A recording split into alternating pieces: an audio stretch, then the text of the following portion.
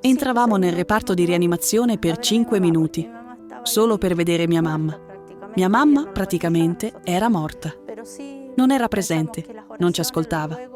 Le preghiere erano tante e con molta forza perché si salvasse. Para que ella se salvara y esté hoy día con nosotros aquí. Lo que ella pasó fue muy grande. Quello che ha passato è stato molto grande.